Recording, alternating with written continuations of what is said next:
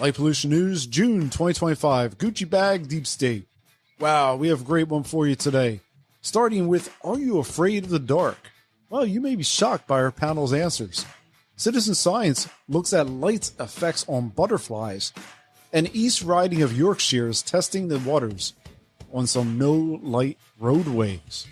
This month, I welcome host of Restoring Darkness podcast, Michael Colligan, editor-in-chief of Astronomy Magazine, David Eicher, and Professor of Anthropology from Bellevue College, Dr. Nancy Gonlin. Stay tuned for a great light pollution news coming right up.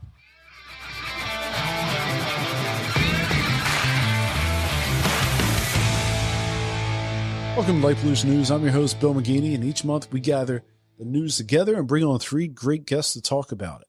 If you're a first-time listener, welcome. We do the show twice a month and look at a topic that most folks probably overlook in their day-to-day, and that is how our artificial light at night actually affects us and the environment. Before we get going today, I want to make a note of an error on my part. In a past episode, we spoke about Ypsilanti, Michigan, muddying its dark sky retrofitting announcement. It appears that I was wrong. The community did a succinct job trying to convey the message, but the reporting on the story may have been less than well researched. I carried the story based on the reporting presented. Next, I have just a few things. I want to make them very quick. First, check out our website for links to today's show notes. All of the links, all of the articles we discuss, including a summary and a read-along, are over on our page for this show. We recently also put together a 2024 recap that you can use or point folks who are interested in learning about how artificial light affects our environment, our ecology.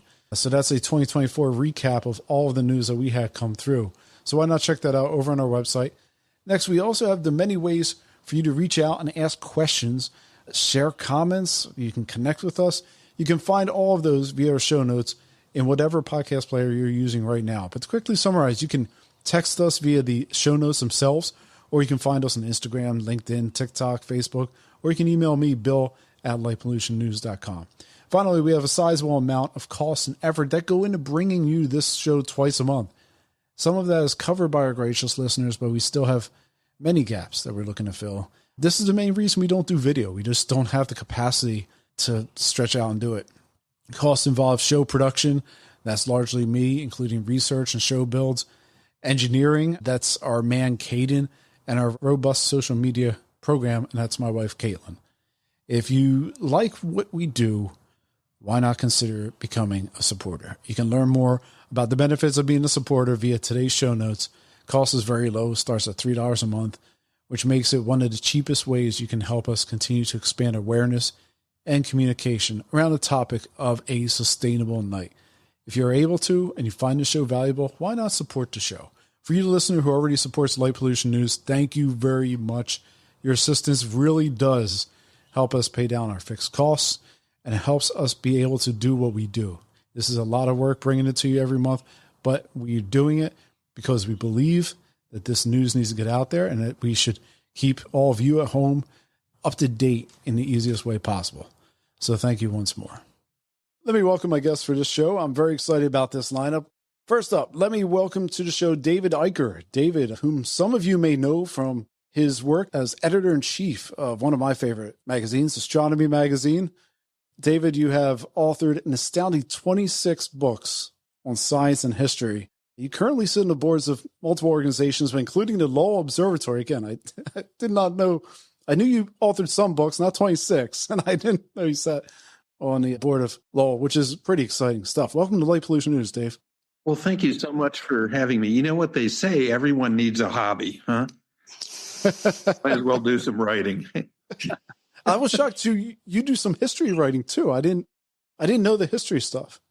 It's a long story. I don't want to hijack the motion of things here, but long ago I got given a bunch of stuff from an ancestor who was a Civil War soldier under Generals Grant and Sherman. So that got me going, in my spare time when I got too tired of astronomy and the universe at large, going back in time, writing about some history. Yeah, well, you got a lot there. I love history too. I don't know if there's a tie-in to that, especially, I just went through reading the recent Grant bio, which I really enjoyed and learned a lot on that. But anyway, don't want to, like you said, don't want to go too far from the topic here. I got to ask this. What happened with Amazon? Because I used to have Astronomy Magazine on my Kindle, and then Amazon dropped everyone's magazines. I don't know what happened with Amazon and with subscriptions that way. I'm sorry, I can't really tell you. And so much of that stuff is fluid. And of course, everyone who's a lot younger than I am reads everything here now and no longer in print. So, I'm not sure, but there are lots of ways to get astronomy. Don't want to make an overt pitch, but you can go to astronomy.com and there are lots of ways to find out about all the stuff we're publishing. Yeah. Well, for me, you know what I like having? I like having on a phone or a tablet because you know why? It reads to me. So. Absolutely. That's pretty good. Might as well make technology work for us. That's a good thing. Definitely. And you have a podcast? Been seen on YouTube. I've watched a couple. Well, I've done a variety of things, and one of the things that I do every week is in fact, it's the largest telescope company in the world works with us. It's called Celestron in Los Angeles, and they sponsor a what's happening kind of this week in astronomy. So that's the thing that normally every week goes out there, and we're talking about sky events, spacecraft missions, all sorts of things that are going on because it's really a golden age in understanding the universe here. We've probably learned, as much in the last generation as we knew from the previous couple hundred years before that. So it's a fire hose of information that we're getting now about the universe and that we're in. So that's good because I know Robert Massey was on last month and it's not looking good for Earth-based astronomy in the short term here. Yeah, this is a rough period, to put it mildly, here at the moment with funding and with support for all the sciences, really, yeah. Well, my next guest here, I want to welcome Dr. Nancy Gonlin to the show. Dr. Gonlin is Professor of Anthropology over at Bellevue College in Washington, and you earned your PhD from somewhere nearby to me here at Penn State University in Mesoamerican archaeology. Yes, I did. And my undergrad was at Juniata College in Huntington, Pennsylvania. I'm a native Pittsburgher. Oh, wow. We go out to Raystown Lake to do a lot of mountain biking and kayaking and enjoy that area. And that's right by there. Wow. So you only went an hour up the street. Yes. Raystown Lake, there is a facility there by Juniata College for the biology students, and they do lots of research there. Wow. Okay. Yeah, I did not know that. Well, that's great. So you're essentially local. Well, Well, I was actually born in Bellevue, Pennsylvania, but I now live in Bellevue, Washington. Yeah. How about that? How do you work something like that out? Yeah. So thank you so much for having me on the show. I'm delighted to share my research with a wider audience. Yeah. We're going to get a little more into that in the second show this month. However, this whole idea, you created a field within archaeology, a discipline of how people experience the nighttime environment. So why don't you tell us a little bit about that? I was sitting there one day, or I should say one night, reading a book on daily practices, and I'm sitting by the fireplace and I'm drinking a glass of wine.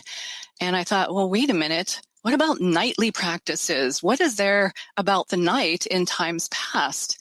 So I Googled nightly practices, archaeology of the night, nocturnal archaeology, everything, every synonym I could possibly think of. There's nothing there. And I ran this by my advisor from Penn State, Dr. David Webster, and he said, I've never heard of that. So one of my local friends, Dr. Christine Dixon Hundredmark, who is my colleague at Bellevue, says, go for it. I haven't heard of this either, but this sounds fantastic.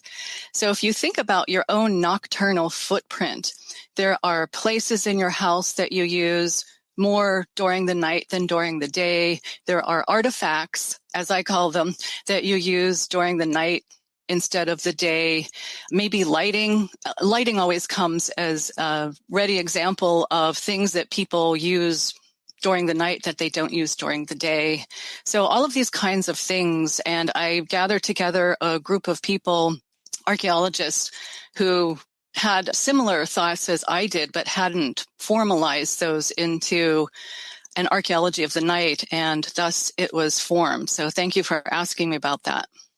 And like I said, we'll get a little more into that in a second show for this month. But yeah, I'm very excited. I'm very excited to talk to you, Nancy. So thank you for coming on. Thank you.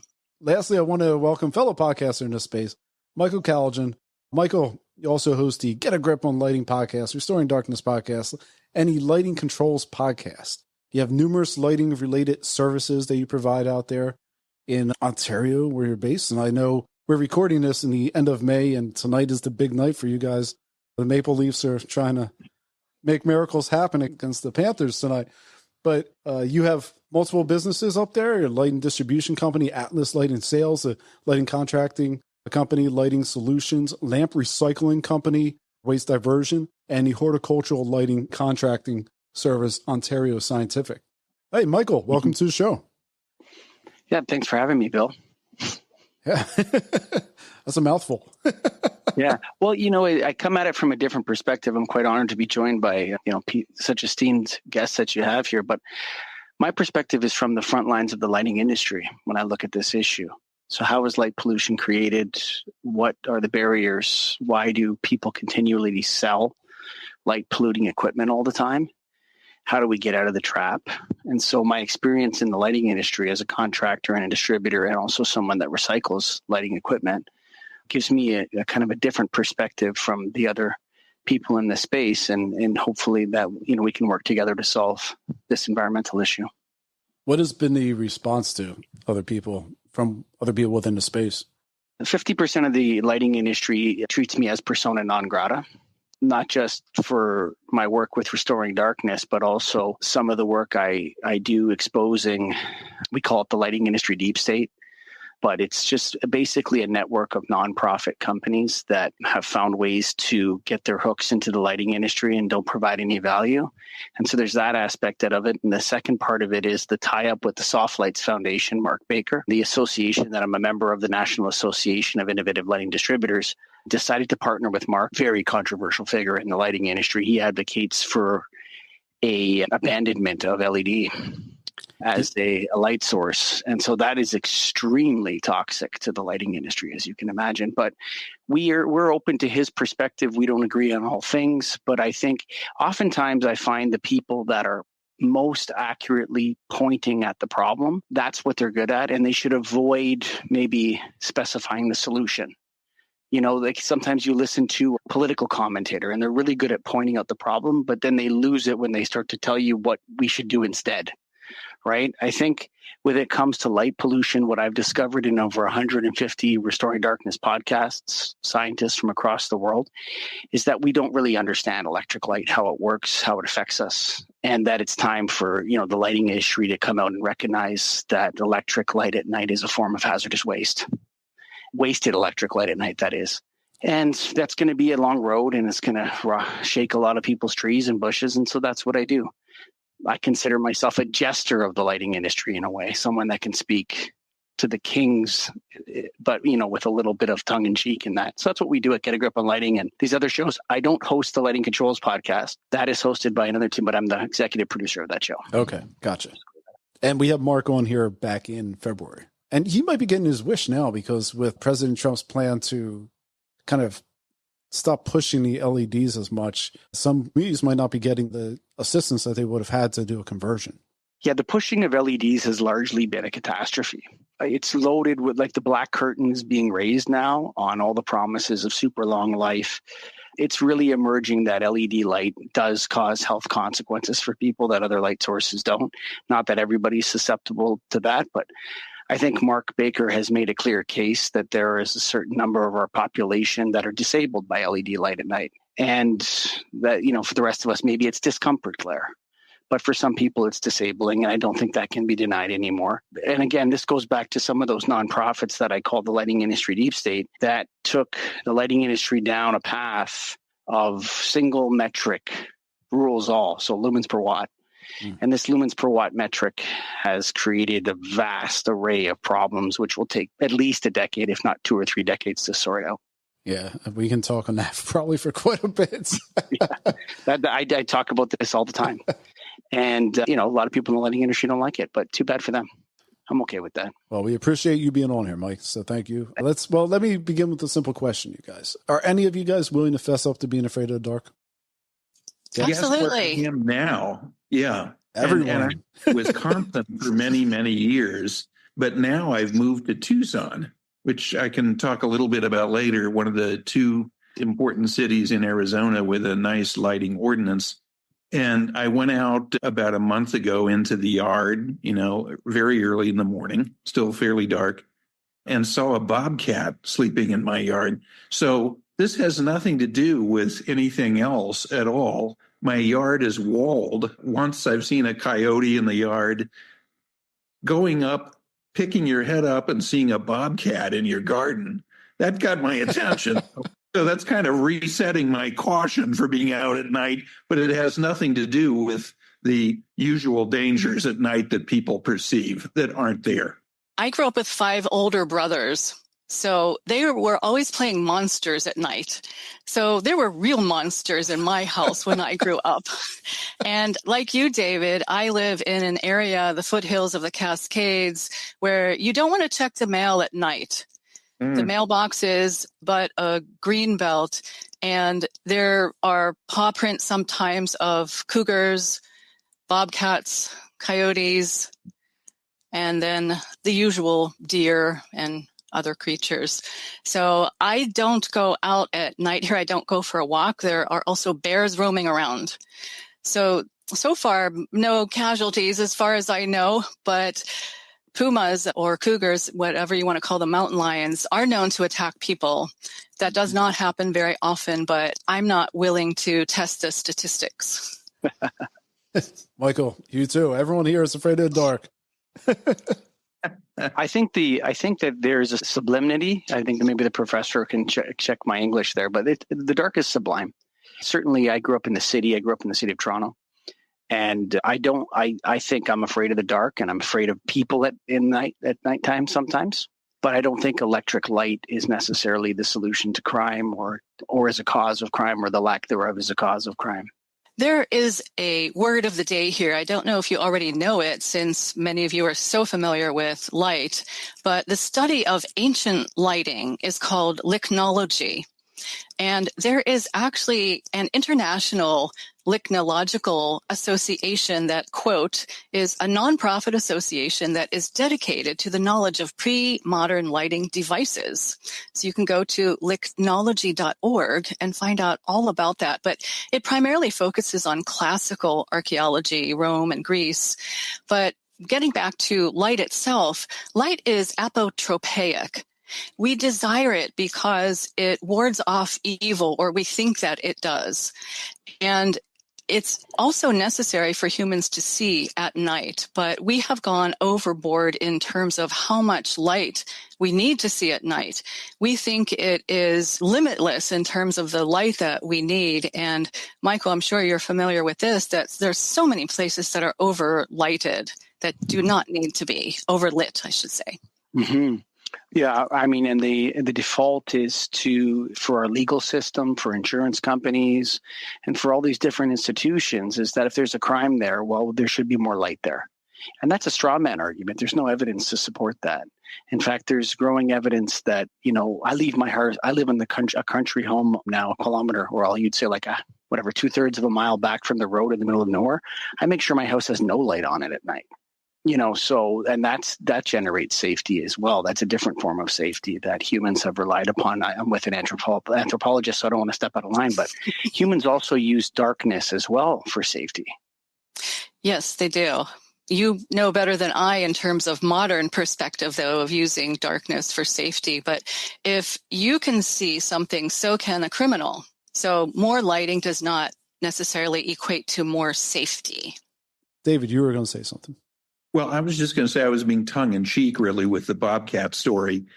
Virtually most all animals, unless they're sick or, you corner one and there's a mother bear with cubs, are much more leery of getting close to a human being than we are of them. So that's a funny story. In reality, there's virtually no danger in normal situations at night in any sense like that. And if you go back, the saddest thing of all with light pollution right now for me is to look at an image of the United States as an example from space. Everything east of the Mississippi River, except for small areas, is lit up like a Christmas tree, and it's not that much better west of the Mississippi River.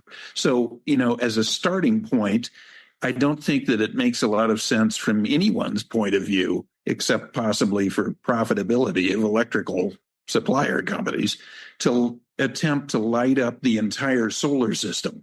That has nothing to do with any sensibility whatsoever, except to use a lot of electricity and spread a lot of photons around. So there's a hell of a lot of progress to be made with what's going on right now.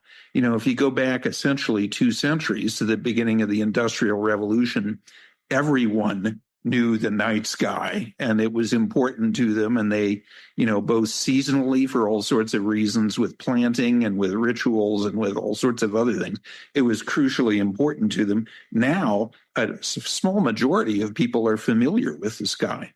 So that's a real and really unnecessarily, because if lighting were sensible and controlled in a good way, the light emanating everywhere at night in the United States and in Europe and other places would be much less, and it would be a better world to live in, not only for us, but for those animals and all sorts of other ways as well. You guys came prepared today, man. One simple question, and we've really gone deep here, so this is good. It's good. I like that. And I even mentioned evolutionary psychology, of course. If you're an evolutionary psychologist, you look to our deep roots and see that people are hardwired to fear the night based on eons of avoiding predators who hunted at night in the dark. So that's the thinking for an evolutionary psychologist. And it's difficult being one of those professionals, because how do you support your hypotheses? You can't ever prove anything.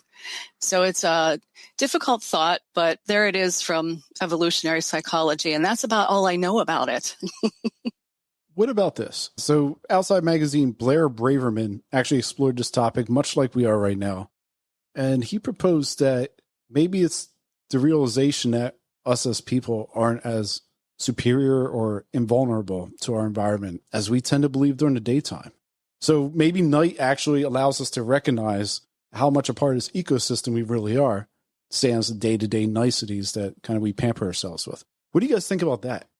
I think it's absolutely true. I mean, you think at night, not that this is literally true, but we certainly feel much more vulnerable. And that's going back. There are a lot of ways that we, hearken back to 100,000 or 200,000 years ago, when we were wandering around with small groups hunting around the plains, whether it was Africa or out of Africa. And that danger was much more real. Now it's not so much anymore. We don't need to, have allegiance to hunter-gatherer groups of 30 people. And we also don't need to be so afraid of the dark or of the unknown of what may be out there, because, we're essentially safe almost all the time, from a statistical viewpoint at night, wandering around through a city, even at night, unarmed. So there's a lot of irrational fear that goes back to human origins still in our minds. Yeah, I would definitely agree with that. And we cannot discount those origins either.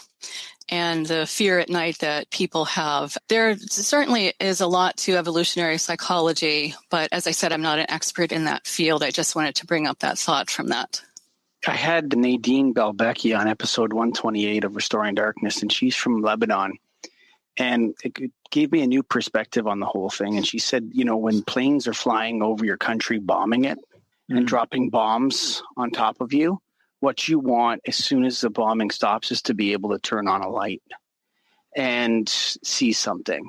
And that kind of opened up a whole sort of different perspective to this, that there are people in the world. We're Westerners. I'm from Toronto. It's very safe. I mean, we talk about how dangerous Toronto is now, but this is the safest place to ever live in the history of the world. So, I mean, maybe there's safer areas out there, but we live in a very safe time. Nadine really put that in perspective for me, that, when you're in a situation of catastrophic death or destruction, what humans want to do is turn on lights. So, we have to be careful that we're not decadent, when we talk about this issue a little bit, Yeah. That's an excellent point, Mike.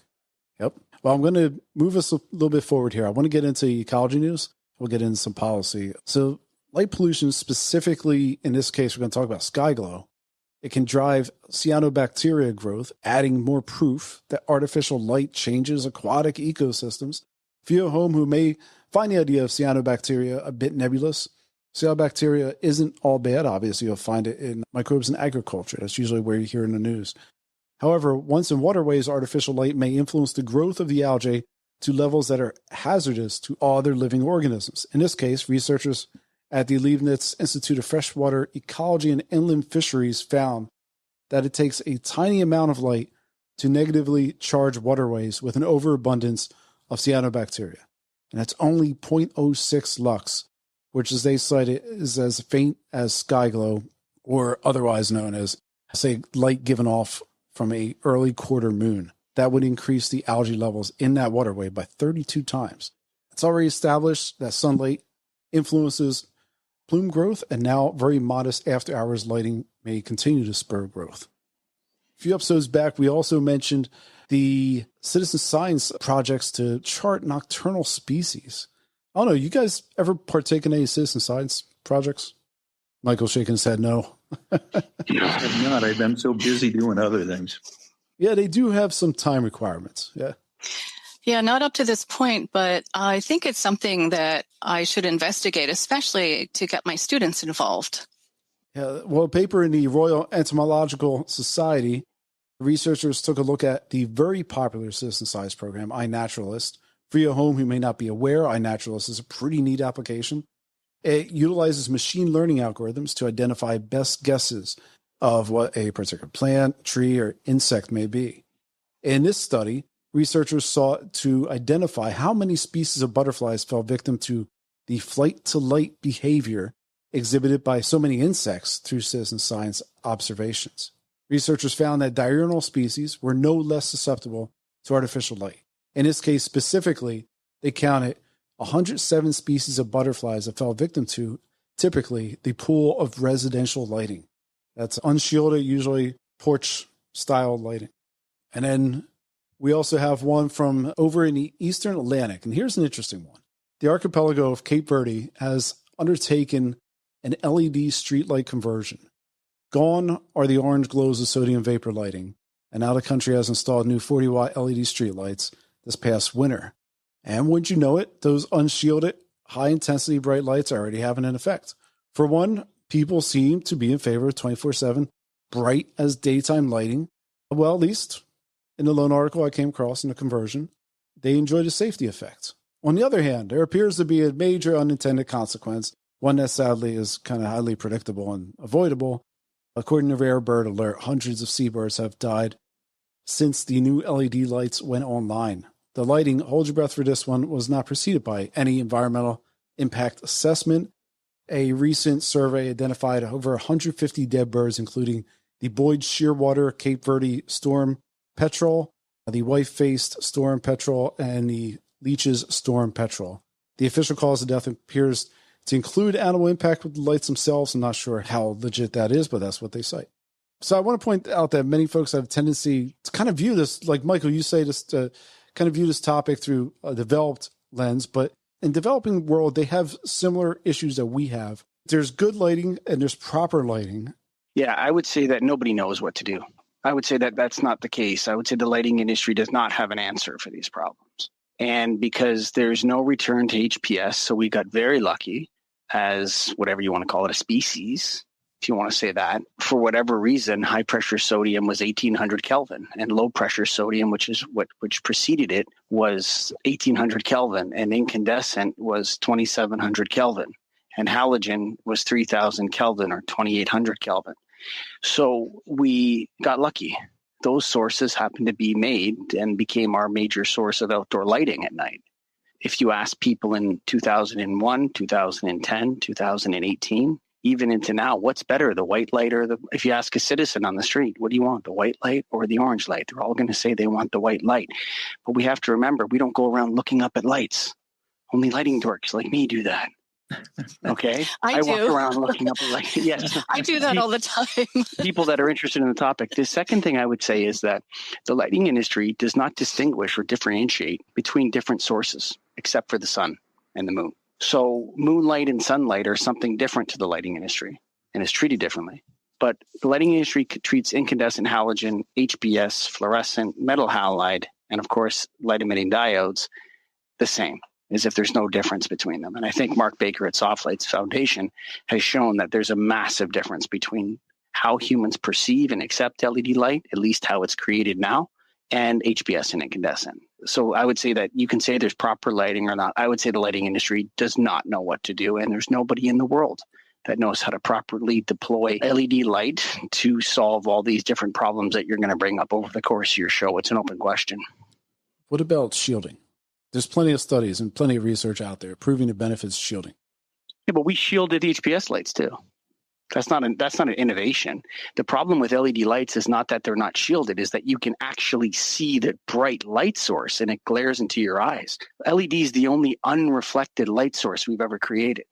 So old light fixtures would have a reflector around them. So there was like this mixing of light that would happen. And so the light would be bouncing in all different directions from like some kind of a filament. And then it would come out of the light fixture. LEDs are more like a laser beam. And so when you talked about the aquatic thing, Sibylle Schroer in Germany did a lot of work on this. And she basically proved that lights on the shore push the little fish out deeper, little fish get eaten, causes all kinds of different problems.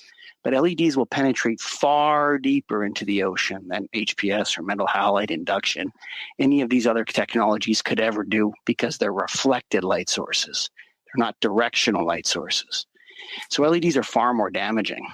As an industry, as a society, we have to pull up this black curtain on our number one most effective climate change mitigation, which has been LED lighting. And we have to just accept it. That doesn't mean we have to return to other sources, but we got to do something about this because it's a really serious problem. One thread that ran through all of these articles on the ecology to me is that even microspecies are affected by nighttime lighting. And sometimes the smallest of species are more greatly affected than larger species by environmental changes. So whether you're talking about cyanobacteria or insects or birds or humans, we need to look at the full range, not just the most visible kind of poster children, if you will, for reducing lighting, such as the sea turtles that breed on the beach, but even the tiny little microorganisms that are eaten are affected by all of this lighting. So Nancy, you hit a really good point. I think, Michael, you really point out the mechanics of Nancy's point. How does someone at home work to convey that conversation? Light pollution is pollution. Like that is what people, it's not a metaphor. You know, it's not something that we're saying, hey, turn off your lights. Germany has recognized electric light at night as a pollutant. As a country, they've recognized that electric light is a pollutant. We need some kind of regulations or something. We need some messaging to the general public that not only is this a pollutant, but it hurts human beings, it hurts wildlife, and LEDs are the worst for this by a magnitude.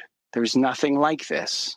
We've never been able to create lights, so nobody would have the electrical infrastructure or the ability to afford to create 160-foot candles in their backyard. I'm testifying in a court case next week in Rhode Island. This guy's got 60% higher foot candles than you need in a college stadium for 4K HD TV. Before LED came along, he would have to change the transformer in his neighborhood to do that. He couldn't have that much electricity use in his property. It wouldn't be possible. But now, because you can buy the LED light on Amazon for $115 and put it up, and people don't consider light pollution, they don't consider light trespass when it is, and our legal system's not ready for it. This is why I think this is a decades-long or a 50, 60, 100-year problem to solve, because the lighting industry doesn't accept it. The lighting industry has to accept it, number one, because if anyone's going to fix it, who is it going to be? Is it going to be anyone other than the lighting industry? And the lighting industry has its head firmly in the sand. I mean, they're starting to see progress, but they don't even recognize LED light in their metrics as being different from HPS or metal halide or incandescent. And they're fundamentally different sources. They're constituted differently from many different factors. And so this is going to involve a lot of pain, and people have to do the number one thing they don't want to do, and that's admit they're wrong, admit they made a massive mistake. And the lighting industry is absolutely reticent to do that, which is why 50% of the lighting industry does not like Michael Colligan. Well, we like him, Mike. So there's that. But I guess my question is, if I'm someone at home, because it's going to have to be grassroots, right? It's going to have to be people who are in their neighborhoods. The most obvious example of lighting issues comes from bridges. Usually you have everyone wants to light up their bridge. How do you convey that? How do you convey the issues with that? How would you even convey that to the governmental body that is running that bridge or whoever is maintaining that bridge? Well, apart from bridges, and I'm sidestepping the bridge question here because I don't know about bridges, but if you look at small victories that people can implement and start, I have an example from my own housing complex. Right outside the bedroom window, for some reason, a few years ago, the HOA board decided that we needed more lights, and they installed these big globes and this big light.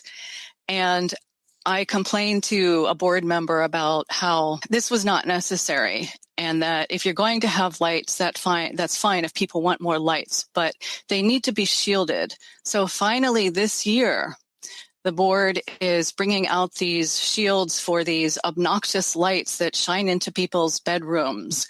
And I will take that small victory.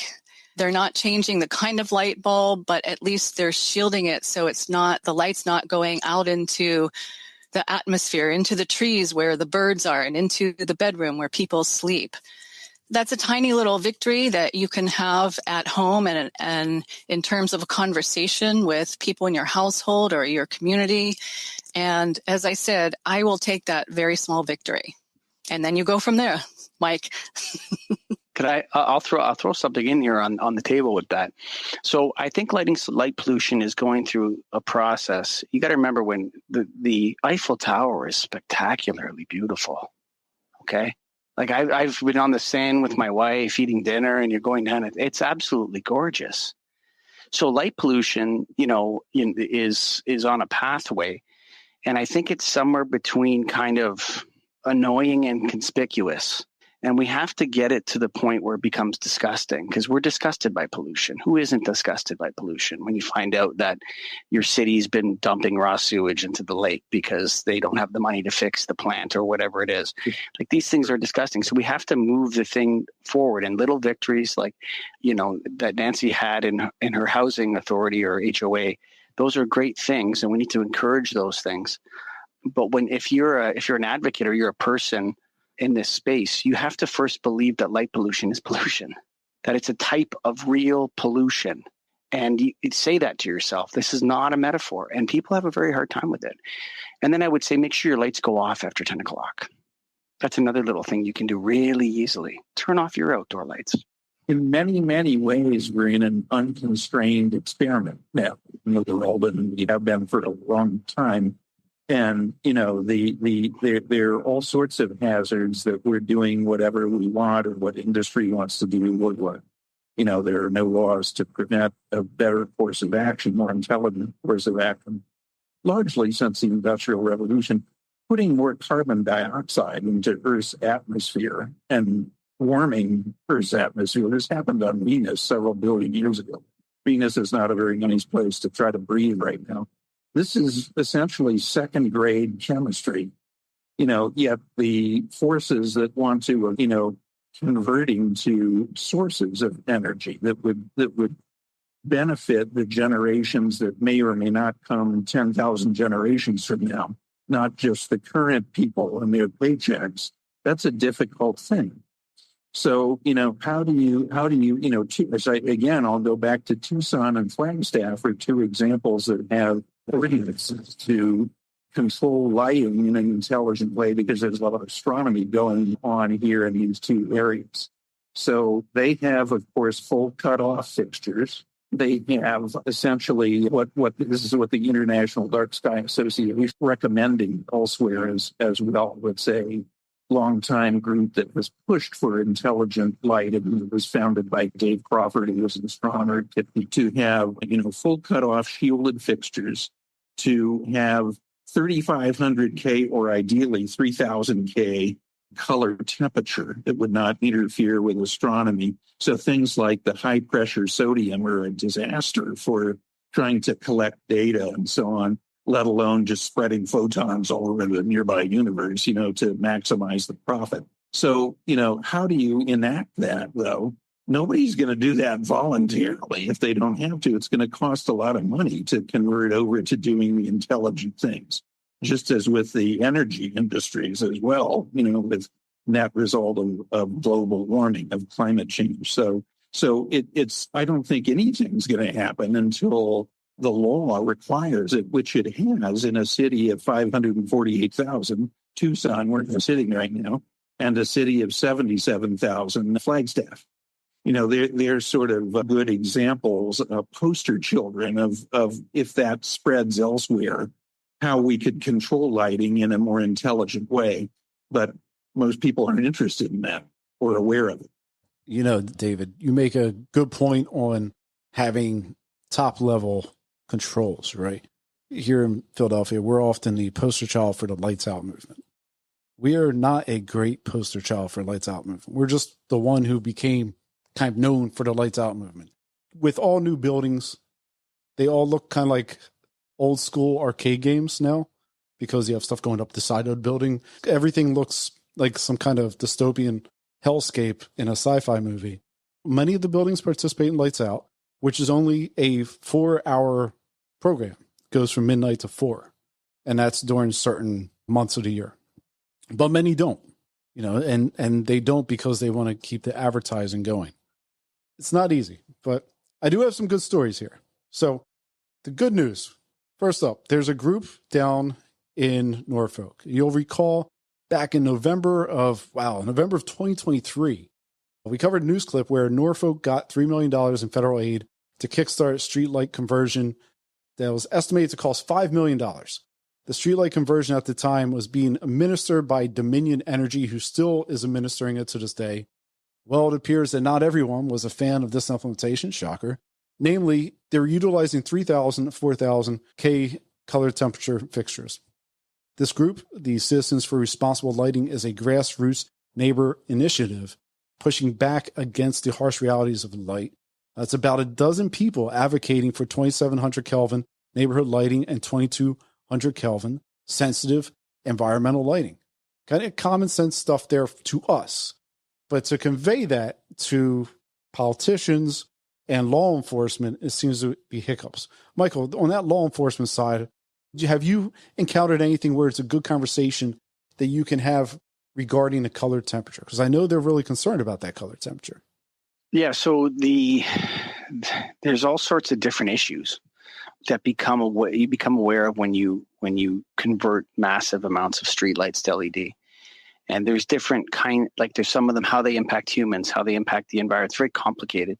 And then you have various stakeholder groups that have different priorities. And what you always find, whether it's wherever you go, there's always these community groups. And they're unaffiliated. They're not connected to Dark Sky International. They're not connected to us at Restoring Darkness. They're not connected to you guys, and they're working on their own, and they reach out to us. And they don't have any money, and they're not organized, but they want to stop this particular lighting upgrade or that particular lighting upgrade. And they have various amounts of effect. Usually the smaller the town is, the more likely they are to have an effect. The bigger the town is, the less likely they are to have an effect. The towns like the city of Toronto, you're not going to impact them with a small citizens group. When it comes to law enforcement, I think they're going to be the last ones to come around. If you ask most police officers, they want everything lit up like a prison yard so they can see everything. But if you were to watch, some of the riots that went on, there was that young fellow, I can't remember his name, but he was in the middle of the street with a rifle for some reason. This is mind-blowing for a Canadian that people can walk around with rifles. Yeah, it's every day here. Don't worry about it. That's a whole other story. But this kid was in the middle of the street, and because the street lights were so bright, you could see everything clearly. You could see the police officers in the scene. You could see this guy standing, Kyle Rittenhouse, that was his name. And he was standing right in the middle of the street. You could see everything, and you could see the person running up behind him to hit him. And it's almost like there's an element of prison yard psychosis, I think, that can happen. Now, I'm not a researcher. I'm going to, Nancy can probably, much better comment on this. But my instincts are that actually, if they were to warm and dim those lights, it would give human beings a psychological signal that it's home time. It's time to go home. The lights are out, going off, right? And when they have these cities so brightly lit at night, I often wonder to myself if they were to warm them, like not turn them off instantly, but just start tuning them. All this technology exists. Tune the lights from that 3,500 Kelvin David was talking about, which maybe comes on brighter at the twilight and as it gets dark. And then you start tuning it down to 1,800 Kelvin over a slow period of time. And we have evidence that this kind of cueing is the best way to wake up mothers and babies in the NICU, in the hospitals, that if you wake them up like that, they all start waking up on their own. In the hospitals, they've shown that when you start to dim the lights slowly and warm them up, people start saying, hey, maybe it's time to go home now. And so the nurses don't have to go around hustling to get people out of the room. They go home on their own. Imagine that, right? And so I think the electric lighting, what we have to convince law enforcement of is that electric lighting is also the cause of crime. Now, we need evidence, and you're going to need boatloads of evidence. But my instinct is that certain types of crime exist, like homelessness or vagrancy or people living in tents. They like darkness. So maybe you'll have to solve your homelessness problem in Canada, United States. You know what I mean? That kind of crime is happening. But break and entry, burglaries, smash and grabs in cars. And I think some of this riotousness that we have seen increase from all movements. It seems to be, it's not a left-wing thing or a right-wing thing. You see people staying later out at night in these areas protesting for all sorts of different reasons. And I think if the police had a signal, hey, why don't we try to tune these lights down and dim them slowly, maybe people would go home before the riot, or before whatever whatever you want to call it, before the unrest starts. Start giving people a signal that the party's over. So I think that we could convince law enforcement to use these tools maybe effectively and with more sophistication. Do I have hopes it's going to happen in the next 5 years? No, not at all. Well, Michael, you make a good point. Here we've had instances where kids will kind of take over major downtown streets. And it's all because you have like this daytime, and it's nighttime, but it's daytime. So, you have the ability to be able to see everything you're doing. So you have a big collection of kids, bring all their cars and do all things that kids would do, We're also blasting their pituitary glands with high Kelvin 5,000 K light, triggering in their young brains that it's noon sky daylight right now, and you should be out riding your skateboard. Like, that's real. They're in those areas where you have high density, where you need darkness restoration, not night preservation. You need to restore the darkness. You're smashing those people with right on their pituitary glands with high Kelvin 5,000 K signals, which is clearly telling them it's time to get up and have a day. Wake up and go. Yeah, that's literally what you're doing with those lights. Right. And so when we warm them, the effect's less. When we're able to dim them and shield them, the effect's less. And so what we want to do is stop doing so much damage with lighting and only use it where we need it effectively. Do you think we're learning anything? Do you think communities, do you think administrators, they're actually learning anything about lighting during all of this? Because there's been a lot of pushback. Here we had our LED implementation. There's been a lot of different pushback, a lot of different hands raised. My opinion is that the lighting industry, so leaders in the lighting industry, I'm not going to call anybody out. They know who they are. You know what I mean? We know who they are. I mean, I'm not going to say them here because there's no point in naming names or anything like that. But there's institutions that are in charge of this in the United States. And those institutions also control everything in Canada too, because we just mimic their regulations. They need to come out and say we made a mistake. This is a big mistake and we need to fix it. And it's because this incrementalism, this idea of balance, that's not, we need a rethink of the whole outdoor electrical lighting system that we have. And we need to rethink it. And we need to rethink it from the perspective of consumption. Like, we use so much of the world's electric light in Canada, the United States right now. We're using so much of it in comparison to other countries. And when does this become conspicuous consumption? Like, North Korea is often shown with South Korea as like, look at how dilapidated and awful it is in North Korea. They have no light pollution.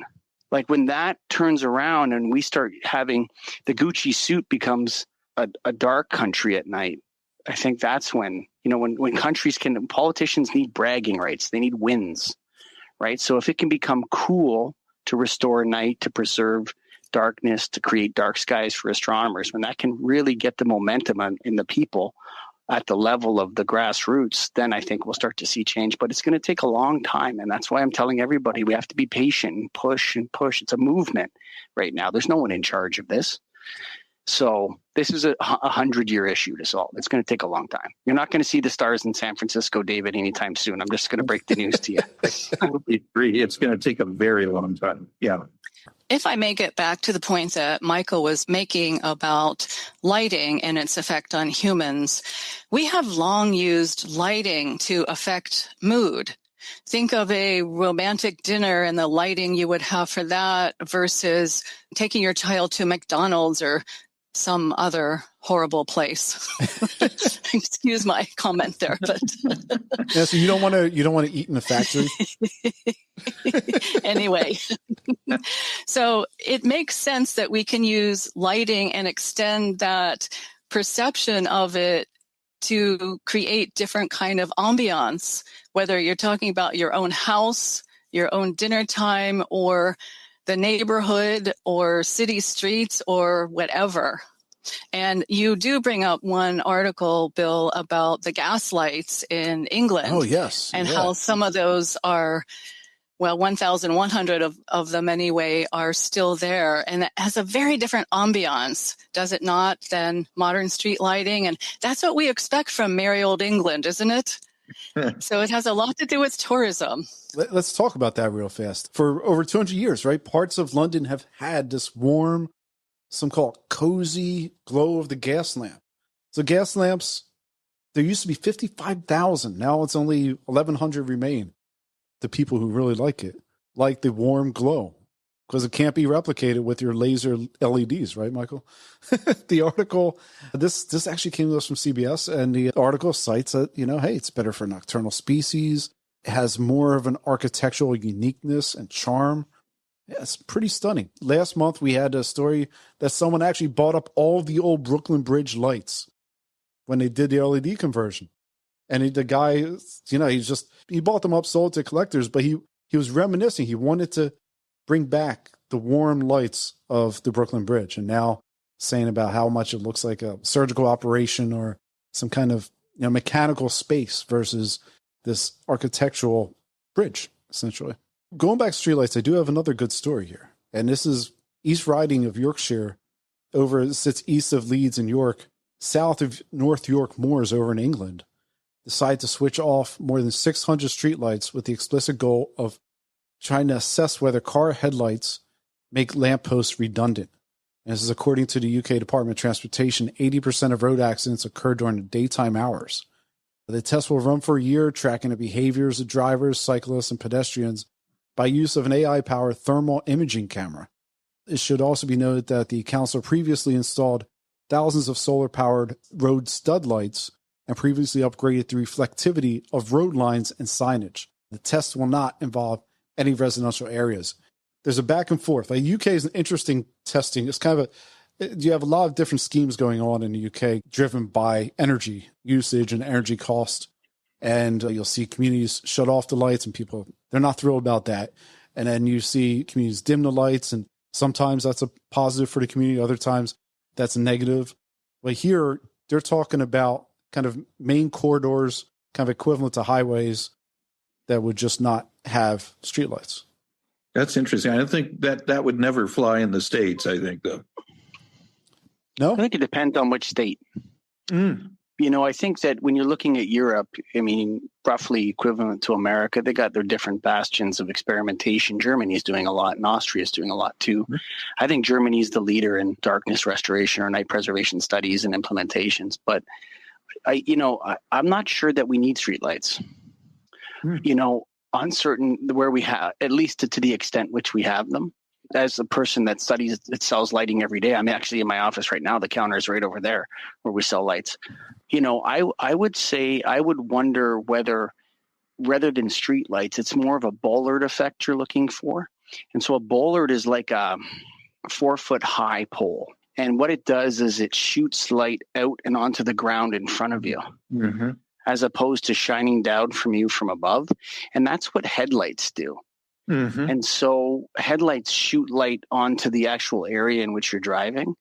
And we know that older folks that are not able to drive, when they drive under a bridge and there's bright LED lights, it actually takes them 2 or 3 seconds. Some elderly, as you get older, it affects people 2 or 3 seconds before their eyes will readjust because they're, whatever their rods, cones, whatever, going wacky because they just went under this super bright light. And so I often wonder myself if driving in from these bright areas into these super dark areas and all these huge transitions that happen are actually causing more accidents than they're stopping. And when we're looking at the studies, it's always assumed that more light is better and less light is worse. And that's an axiomatic presupposition of every study, every legal case, everything, that there wasn't enough light there. But I think for now, we're starting to see now overtures towards, was there too much light there? Was that light fixture causing discomfort glare or distraction glare? Was it causing this person not to be able to see when they came out of the tunnel on the other side, which is why they smashed into the side of the rail and then smashed into the car next to them? And so these types of things are starting to be addressed. And so I would applaud that town in the UK for trying something different, especially in an area where people don't live or where it's easier to implement. And yeah, so I think the more experimentation, the better. The best one I saw was in France, where what they did a study in a neighborhood and they put all the lights on advanced lighting controls, which exist. This problem is largely solvable. It just needs to be, and it can be fixed drastically. Let's put it that way. Maybe not all the boxes will be checked, but there's a lot of things we can do. And what they did was they told the residents of the neighborhood that you can download this app on your phone. So if you want to turn the lights on in your neighborhood, you can do that. And the lights were off most of the time. And people didn't complain because they had control over it if they needed it. And so I think that goes back to Nadine Delbecq with, when you're being bombed by the enemy, you want to be able to turn on a light after it's all over. I think people want some sense of control over electric light. But if you ask them, do we need to have it on all the time when nobody's there? I think that you would have most people say, no, as long as I can control it, I'm okay with that. So I think the idea of wasted light at night as hazardous waste is an interesting concept for this particular application. If it's wasted, then and nobody's there, it's not keeping anybody safe, then turn it off and allow other lighting systems to take over, headlights and so on and so forth. So yeah, I'd applaud that town in the UK, and I'm going to ask the town manager to come on the Restoring Darkness podcast actually and talk to me about it and figure it out. There's a quote that I like. It says, "We treat light like a drug whose price is spiraling towards zero." And that quote comes from Dirk Hansen, who wrote an article for Nautilus called "Drowning in Light" in 2014. And I use that quote in one of my books, co-edited volumes that I've written on the archaeology of the night, and how we don't necessarily think about light as archaeologists because we take it for granted. And we are constantly lit up wherever we are, whether it's daytime or nighttime. So that quote has stuck with me, that light really is like a cheap drug and that we can get it so fast and so easily that we don't consider it to be a drug. That's a great quote. I like that. And I think that's where we're going to end it for this episode. So thank you, Nancy. We'll be back in 2 weeks with the same lineup. Until that time, I want to thank you at home for staying with us this whole time. I also want to thank my great guests today, including Editor-in-Chief of Astronomy Magazine, David Eicher. David, for listeners at home, how's best that they find you? There's plenty of places out there where you live. There are a number of places. The easiest one, though, is astronomy.com. That's the magazine brand's website, and we have about 1.6, 1.7 million people a month who go to that site. So that is well used and has all the astronomy information you would want, and probably too much. Never too much, David. Not for me. I love it. Bortle index included. I'd like to thank you, Dr. Gonlin, for coming on today. Where can people learn more about the work you do, TED Talks, your books?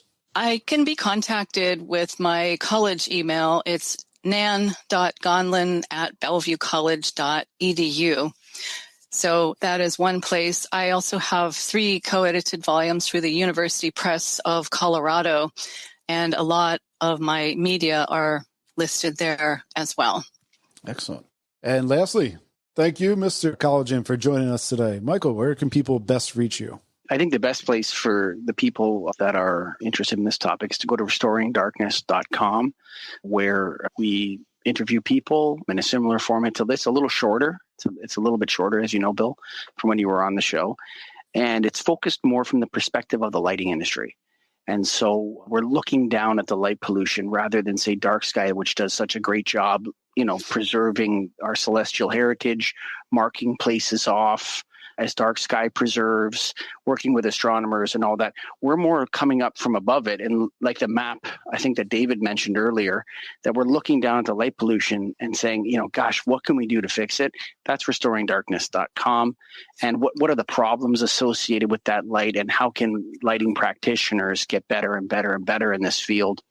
And so we're going to be launching educational programs. And in September, we're going to launch our first educational program there. And so, we're trying to convince the lighting industry that this is an issue. And if you're interested in that, you go to restoringdarkness.com. Great. As a reminder, if you heard anything on today's show that makes you want to shoot over a comment, question, feel free to either text us via the text link in the show notes or send an email to bill@lightpollutionnews.com. You'll find us online, lightpollutionnews.com, socials, Instagram, LinkedIn, TikTok, Facebook, and more.